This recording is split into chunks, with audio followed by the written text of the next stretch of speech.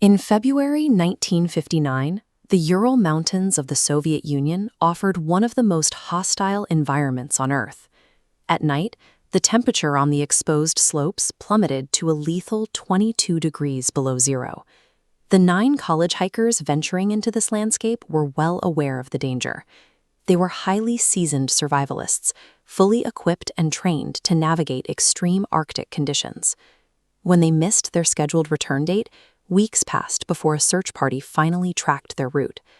The searchers arrived at the slope of an elevation the indigenous locals called the Mountain of the Dead. Because this group was elite, any fatal error on the ice required an overwhelming threat. This archival photo shows the reality of their camp. When investigators dug the half-buried tent out of the snow, they found the hikers' heavy winter coats, their boots, and their crucial survival gear still neatly packed inside. The tent had been violently sliced open. The cut came from the inside.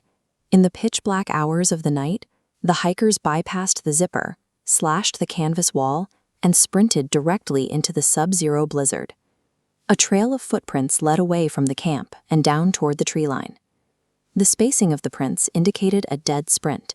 Some prints clearly showed socks, others were completely barefoot.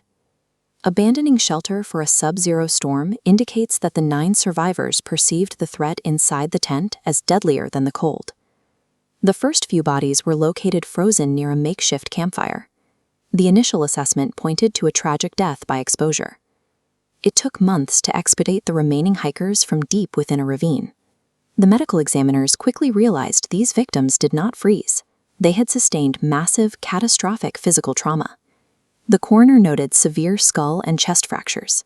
The sheer blunt force required to inflict these specific injuries was equal to the impact of a high-speed car crash. This medical schematic illustrates the forensic contradiction.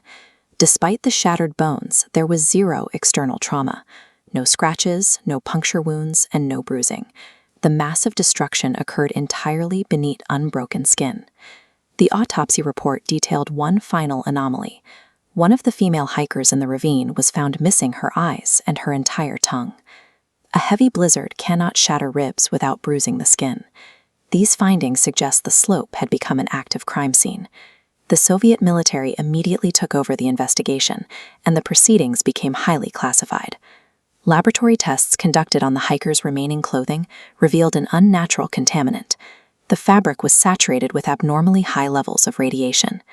Witnesses attending the closed-casket funerals reported highly unusual details about the bodies.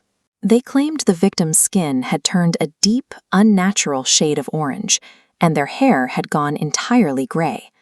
The government responded with total suppression.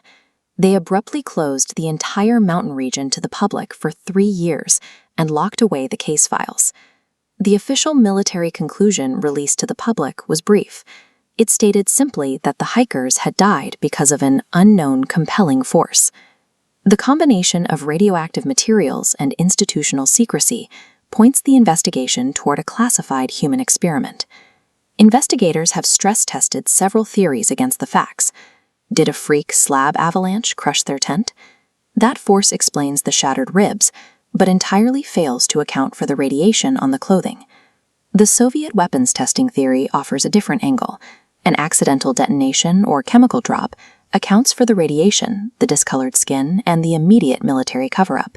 However, 6 decades of searching the mountain have yielded no physical proof or recovered ordnance to confirm a weapon was ever deployed in that sector. This diagram illustrates the infrasound theory. When extreme winds whip over the dome of a mountain, they can create a Kármán vortex street, a continuous stream of low-frequency sound waves.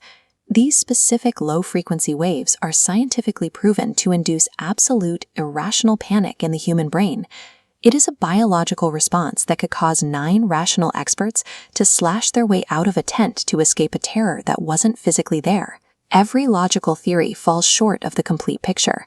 The natural explanations ignore the radiation, while the military theories lack physical proof on the ground.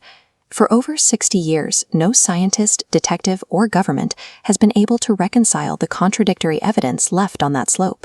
Today, a solitary stone monument stands in the bitter snow to mark the 9 lives lost at the ultimate frozen crime scene. Despite decades of forensic advancements and newly declassified documents, the Mountain of the Dead refuses to give up its exact sequence of events. The Dyatlov Pass Incident remains a brutal, unsolved reminder.